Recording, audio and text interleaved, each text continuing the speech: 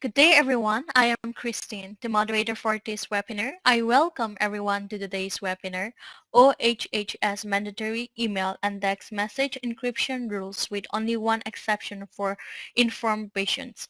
I would like to introduce our presenter for today, Dr. Michael C. Redmond. Dr. Redmond is an international consultant, speaker, author, and trainer. Michael's been honored as top woman in her field at a White House luncheon. I would now like to hand over the floor to the speaker. Over to you, Dr. Redmond. Thank you very much.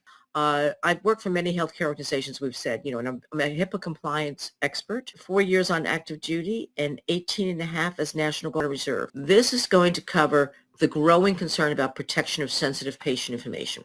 Why is this important? So OHS is Office of Health and Human Services. They have regulations as a critical framework for safeguarding electronic communication. I'll be talking about some of the differences in standards for email and text messaging for HIPAA, Health Insurance Portability, Probability, and Accountability Act.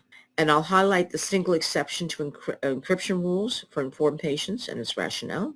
And I'll provide context for the encryption of single cyber threats, data breaches. I'll give you information on exactly some of the information we can do for those things and legal liabilities associated with it. We'll also be covering to ensure compliance with encryption rules and avoid costly penalties, and we'll talk about some case studies. We'll understand not only the exceptions, but how it applies within your organization. You want to identify the gaps. A gap assessment is extremely important. We'll talk about how to do that. Stay ahead of regulatory updates and emergence challenges. We will be covering an overview of the regulations and encryption mandates, the key threats to patient data during electronic communication, the criteria for meeting the exceptions, best practices, case studies, identifying risk and current communication practices, selecting encryption tools, policies update encryption standards, and actionable strategies. So who needs to know this information? Your CISO, your Chief Information Security Officer, should understand this. The protection of sensitive information has become a growing concern. Now what's different is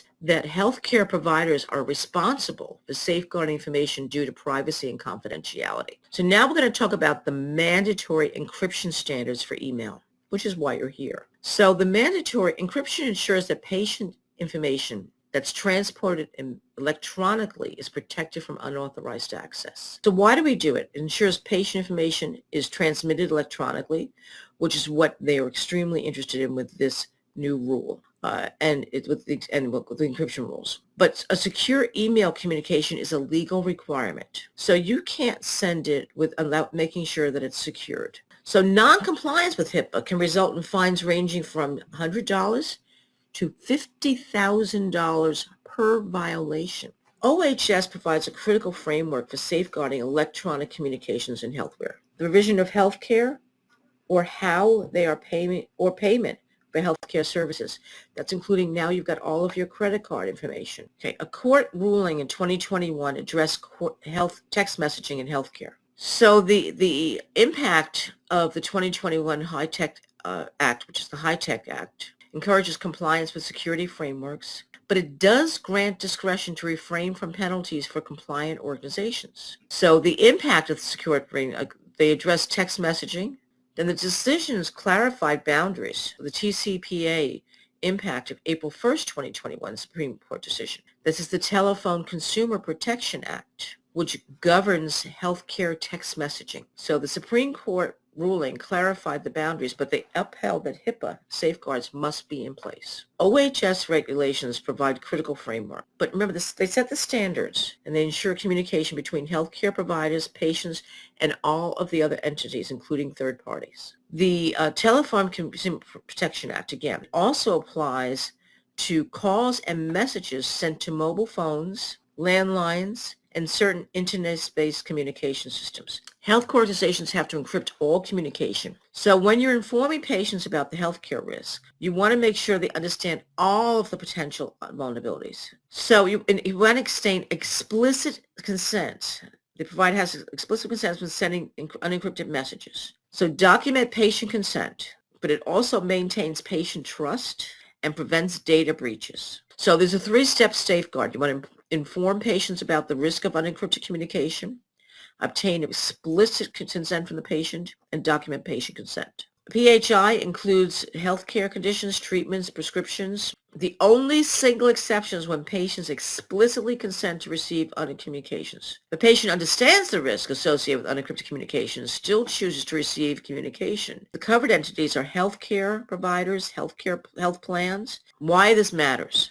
It simplifies communication with laws for secure communications. Now let's talk about technical requirements for encryption. So effective key management practices are essential for maintaining secure encryption. So the protocol, you want implementation steps. Healthcare organizations have to comply. Compliance involves adhering to the encryption protocols. Some of the requirements of HIPAA, they know how to do encryption. Key management practices are essential, generating, storing, and rotating keys securely. Implementation steps. So compliance involves adhering to specific encryption. So patient confidentiality. The scope of protected information encompasses demographic details. So it's the impact of the digital age, rise of electronic health records. So legal frameworks. You have the federal protection, our HIPAA and high-tech laws. So challenges for special populations. So continuous education to mitigate risk, frameworks for ethical. This is one in 2013 and 2015. URMC 2019, they failed to encrypt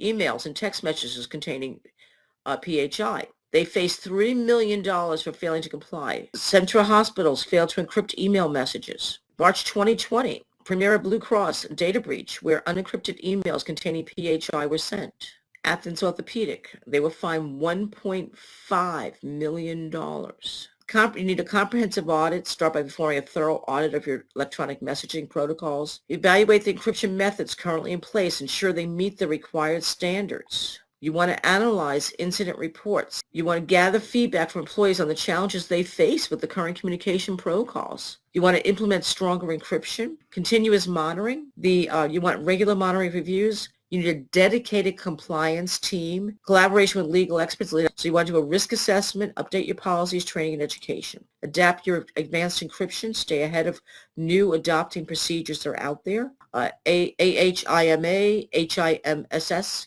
HCCA.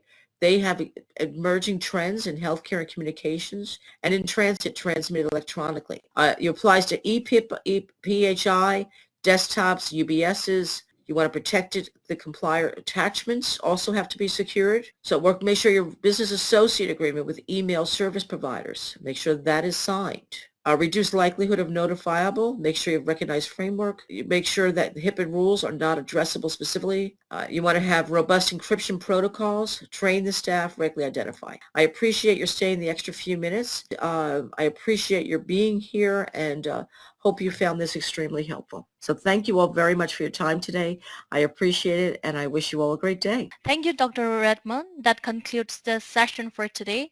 Thank you everyone for participating. You may all disconnect now and have a wonderful day. Thank You you. Bye-bye. too. Bye-bye. Bye-bye. Thank you.